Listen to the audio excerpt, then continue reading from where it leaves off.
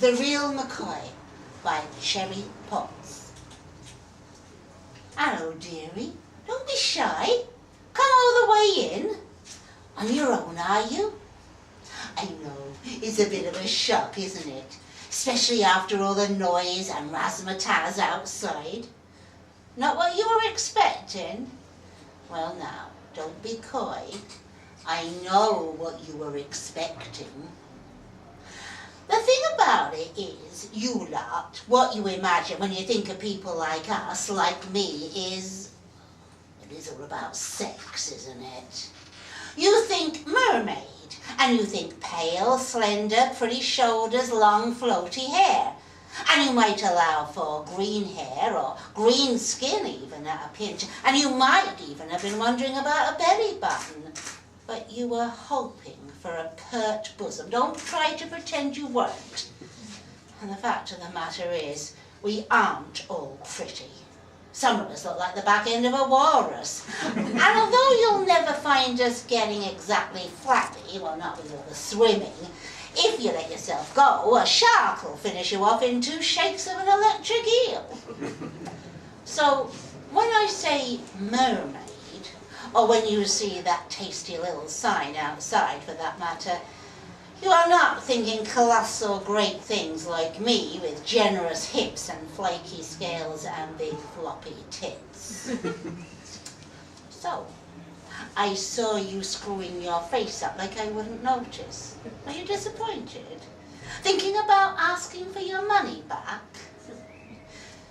If I was still in the sea, I'd look better. My skin wouldn't be so dry and cracked, and my hair would have a great deal more bounce. And I wouldn't have put on this much weight. I tell you what, though, you weren't really expecting me, a genuine mermaid, were you? You thought I'd be some girlie in a clamshell bikini and yardage of slinky blue skirt with unconvincing fins. So why are you disappointed that you got the real thing? Well, that makes no sense at all. You should be in awe, really. See these? These are gills. Impressive, aren't they? It's only because of the nose and mouth arrangement I can breathe air and talk to you, obviously. What if I had to rely on the gills? I'd be dead in, half an hour. Very few of us survive without the sea.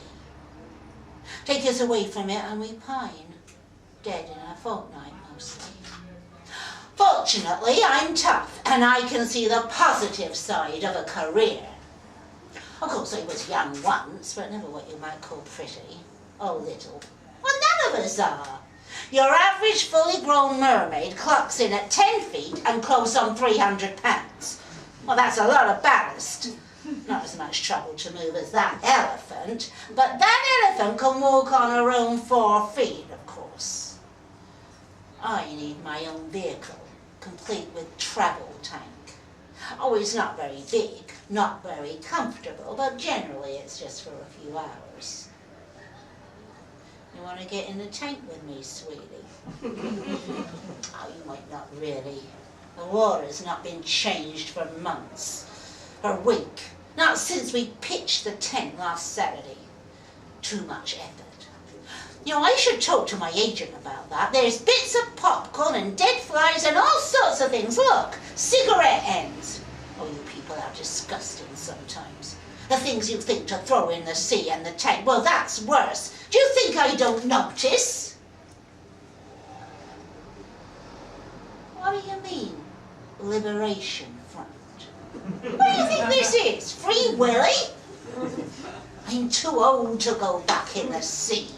I told you, some orca or great white would snap me up within the hour. My speed swimming days are over. Oh, love, you'd not be doing me any favours. I'm not what you'd call content, exactly.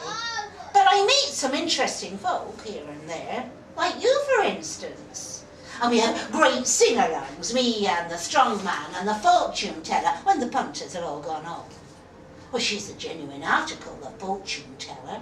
When we first met in the arbour of some little place I never knew the name of, she told me I'd see more of the world than I'd bargained for. And she was right. Not that much of it's been all that attractive. We bring the attractions, the bright lights, the tall stories. No point in bringing them somewhere that's got all that already, is there? So it's places like Coventry and Croydon and Catford and Stoke and Swindon and Slough and here. Oh, no offence. Hardly ever go near the sea, though. Of course, it's just a fluke they found me. Someone not paying attention and they took a wrong turn. Or several, really. Ended up on the harbour wall and nearly drove the caravan in the water. How I laughed. Had a lovely chat with the fortune teller while they were sorting it all out. Spur of the moment decision, really, and well, here I am. Ta-da! Well, right on. You scuttle along now, lovely. You've overstayed your 5 minutes a bit, haven't you? I can see someone lurking behind the tent flap. Hello? Be with you in a tick. I expect you'll be wanting some candy floss and a cup of tea. Oh, well, don't tell anyone, will you, sweetie? Don't spoil the surprise. There's a good lad. Hello, Poppet. Come all the way in now. I don't bite. I know. It's a bit of a shock, isn't it?